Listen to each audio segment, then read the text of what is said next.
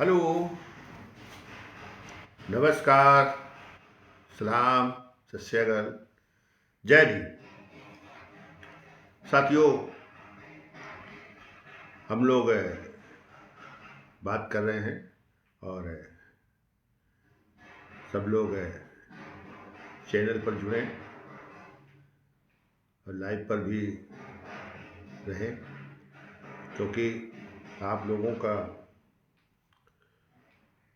सहयोग नहीं मिल रहा है, जिसके कारण से जो आपका भागीदारी है, जो देश का प्रतिनिधित्व है, उसको कैसे लागू करोगे, ये स्थिति नहीं बन रही है। आज हम अलग अलग ग्रुपों में होकर हम बड़ी ताकत बना लेते हैं, लेकिन फिर हम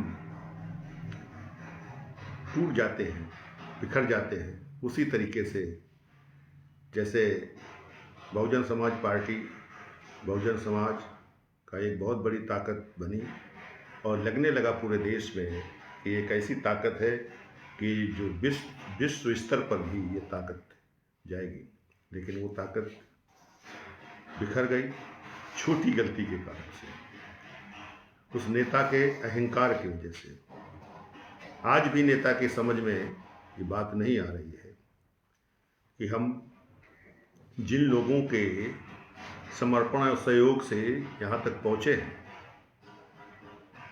तो उनसे बात करें, उनके पास जाएं और हम अपनी रणनीति को बताएं कि हम किस तरह से इस देश में जो विकृतियां हैं, जो देश में समान सामाजिक व्यवस्था को खंडित किया जाता है, जो देश में जो आप सिस्टम चला रहे हैं, जो अम्बेडकर की विचारधारा को आगे लाना है, जो इस देश में बुद्धिज्म को आगे लाना है, जो देश में कबीर पंथ को आगे लाना है, जो इस देश में माइनॉरिटीज के लोग हैं उनको जोड़कर उनको सम्मान देना है, उनको बराबरी पर खड़ा करना है।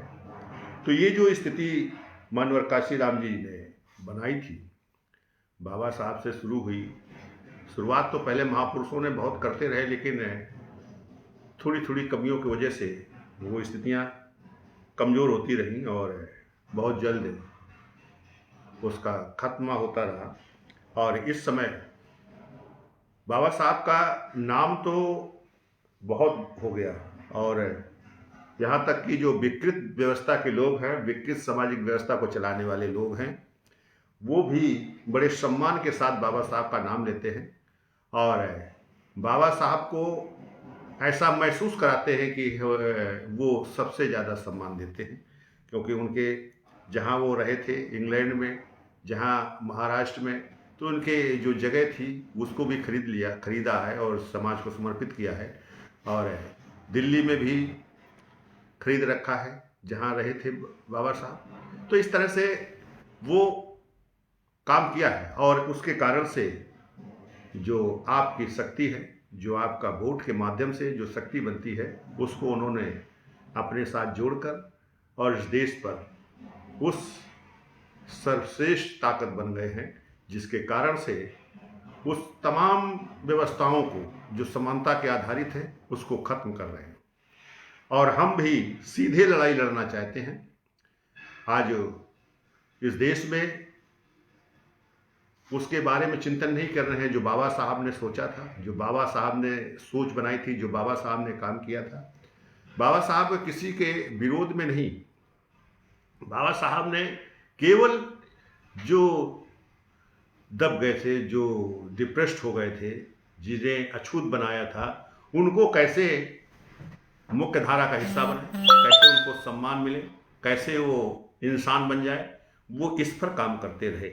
और हमें भी अब तमाम स्थितियों को देखते हुए हमें भी इसी स्थिति पर पहुंचना होगा, हमें काम उसी तरीके से करना होगा। वही राष्ट्रीय भागीदारी आंदोलन है।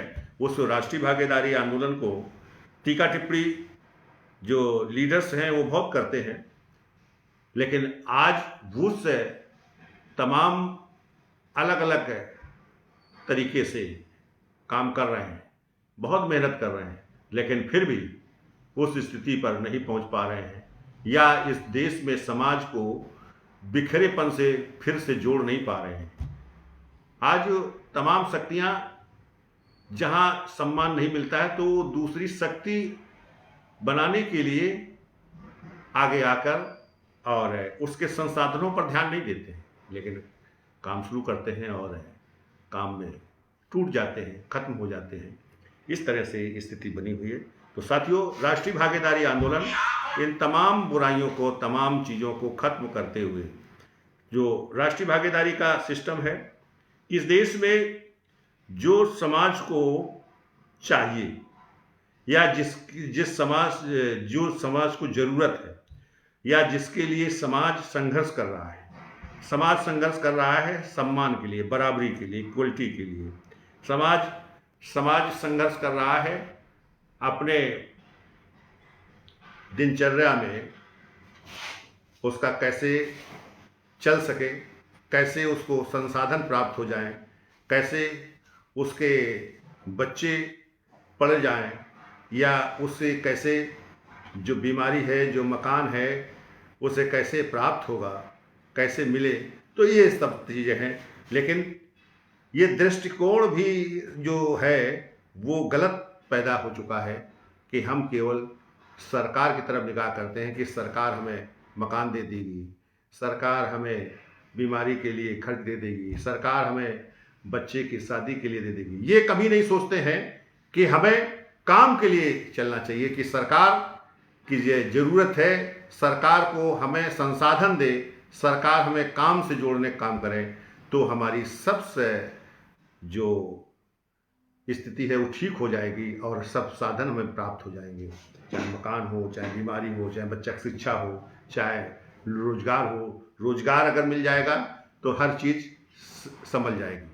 तो इस तरह से तमाम जो विकृतियां हैं, तमाम जो हम कामों से, अधिकारों से दूर हैं, उनको तरफ हमें विशेष ध्यान देना चाहिए। और ये कैसे हम रोजगार पाएंगे, कैसे वो भी रोजगार हम न्यूनतम स्थिति के आधार पर, एक मानक हो कि भाई आपको इतना वेतन मिलेगा कम से कम, तो ये तय हो जाना चाहिए। जो 15,000 रुपये का जो मानक बनाया गया है, आज तो सरकार ने भी उसे स्वीकार कर लिया है। तो साथियों, 15,000 रुपया कम से कम मिलना चाहिए मासिक, और उसको काम मिलना चाहिए। और जिसे काम नहीं मिल पा रहा है या आपके पास संसाधन नहीं बन पाए हैं, तो फिर उसके लिए हम कि उसको काम वो कर सके, वो संसाधन बना सके, जो कमी है संसाधन के तो वो हम उपलब्ध करा दें। तो 1 लाख से 15 लाख तक जितनी उससे आवश्यकता है उसे हम बिना ब्याज के हम उससे प्राप्त कराएं, जिससे कि वो उस काम को कर ले, और जो काम करना चाहता है, जो काम जानता है, और इसके बाद वो उतना मासिक पैदा कर ले जितना कि उसके परिवार का निवारण हो सके, चल सके। और दूसरी बात, जो तमाम कामों में लगाए गए हैं लोग, चाहे रसोईया हो, चाहे आंगनवाड़ी हो, चाहे शिक्षा मित्र हो, चाहे किसान मित्र हो, इस तरह से मनरेगा में जो काम दिया जा रहा है उसको सबको 15,000 से किसी का कम नहीं होना चाहिए। ये भी हमें संकल्प के साथ हमें संघर्ष करना होगा। अगर इस तरह का हम संघर्ष बनाएं, वो जन की आवाज़ बन जाए। आज जन की आवाज़ आस्था में डूबी है, धर्म में, जात में डूबी है, जिसके कारण से उनकी समस्याओं का हल नहीं निकलता है। वो सरकार जो बनाते हैं वो उसी तरह से लोगों को डाइवर्ट करते रहते हैं। तो डाइवर्सन की स्थिति खत्म हो, और ये जो भी अब जाए, जिससे वर्तमान में सरकार ने जो घोषणा किया था, उन घोषणाओं को अगर पालन नहीं किया गया है तो ये जनता उनसे मांग करे कि आप अभी तक हमें नहीं दिया है, लेकिन अब नए तरीके से जो वोट लेने आ रहे हो, जो आप नई ताकत बनाने जा रहे हो, तो सबसे पहले जो आपने घोषणा किया था उसे लागू करो। अर्थात हमें 15-15 लाख रुपए की जो आवाज़ दी थी उसे लागू करो। 15-15 लाख रुपए हर खाते में, वो भी काला धन है। काला धन आप 100 दिन के अंदर लाने की बात कर रहे थे, वो कहाँ है? दूसरा, जो हर वर्ष रोजगार देने की बात कर रहे थे, वो भी 2 करोड़ हर वर्ष, तो वो रोजगार प्राप्त कराइए। मतलब अब इतना समय हो गया है कि अब 2 करोड़ के हिसाब से 10 करोड़ रोजगार पूरे देश में होना चाहिए। और अगर हम बंटवारा करें तो उत्तर प्रदेश में करीब 80 लाख स्टेट के हिसाब से, और 1 करोड़, टोटल 1 करोड़ के रूप में तो यूपी का अकेले होता है। इतना होना चाहिए, इतना मिलना चाहिए। तो ये कब होगा? ये पहले लागू करो अभी, अन्यथा वोट के लिए मत बात करो। हम वहां वोट देंगे जो इस व्यवस्था को लागू करने के लिए तैयार है और वो संकल्प दे रहा है, वो एफिडेविट दे रहा है, उसे देंगे। अगर नहीं कोई तैयार है, कोई पार्टी वाला, तो हम लोग अपनी ताकत बनाकर इस देश में एक शक्ति बनाएंगे, जो शक्ति राजनीति के रूप में उभरेगी, और वो हम सब इस स्थिति को बरकरार कर लेंगे। हम पहले ही समय में, पहले ही शपथ लेने के साथ हम ये तमाम चीज़ों को लागू कर लेंगे। हम अपनी जिम्मेदारी को भी लें, क्योंकि ये किया जा सकता है। ये लोग जो कहते हैं कि नहीं किया जा सकता है, तो आपने कहा क्यों था और ये जुमला क्यों करार दिया? ये किया जा सकता है। ये 100% ये चैलेंज उनको बताना है कि नहीं, तुम झूठ बोले थे, और ये 100% किया जा सकता है। वो ताकत हम सबको बनानी है। इसलिए राष्ट्रीय भागीदारी आंदोलन इस ताकत के लिए चल रहा है। वो राजनीतिक पार्टी नहीं है, और लेकिन अगर जरूरत बनी तो उस तरह से, जैसे जनता पार्टी की बिना पार्टी रजिस्ट्रेशन के सरकार बनी थी, तो उसी तरीके से राष्ट्रीय भागीदारी आंदोलन अपने साथियों को चुनाव में ले जाएगा, और चुनाव के माध्यम से इस देश में बड़ी शक्ति तैयार करेगा।